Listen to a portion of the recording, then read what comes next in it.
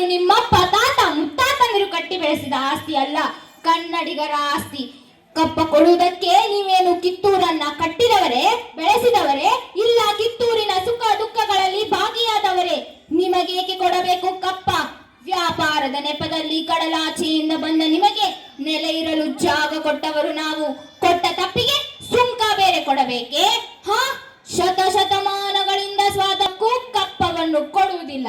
ರಾಣಿ ಸಾಹೇಬ್, ಅಂದು ಕಪ್ಪವನ್ನು ಕೊಡುತ್ತೇನೆ ಎಂದು ಹೇಳಿದವರು ನೀವೇ, ಇಂದು ಕೊಡುವುದಿಲ್ಲ ಎಂದು ಹೇಳುತ್ತಿರುವರು ನೀವೇ.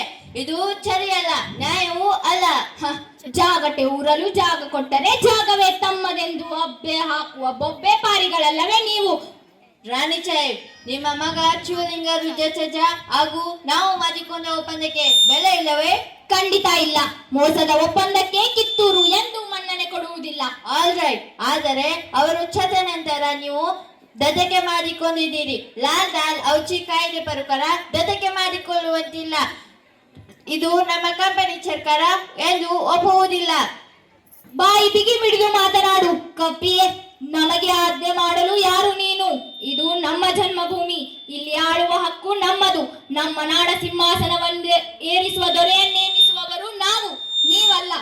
ರಾಣಿ ಸಾಹೇಬ್, ನೀವು ನಮ್ಮ ಕಂಪನಿ ಕಚೇರಿಯನ್ನು ಧಿಕ್ಕರಿಸುತ್ತಿದ್ದೀರಿ. ಈಗ ತಪ್ಪು ಮಾಡಿದ್ದೀರಿ. ಮುಚ್ಚು ಬಾಯಿ.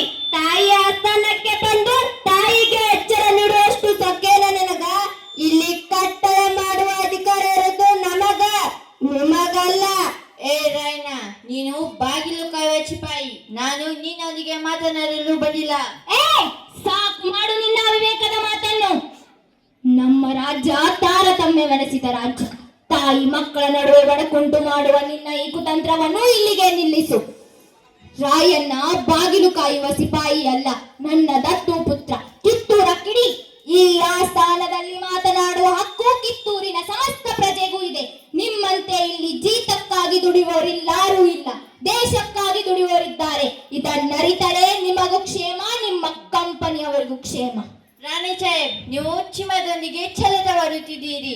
ಚಿಡಿಯುವ ಮದಿನ ಮೇಲೆ ಕುಳಿತು ಛಲದ ಬರುತ್ತಿದ್ದೀರಿ. ಇದರಿಂದ ಕಿತ್ತೂರಿಗೆ ಪ್ರಾಣಹಾನಿ, ಮಾನಹಾನಿ ಆಗುವುದು ಖಚಿತ.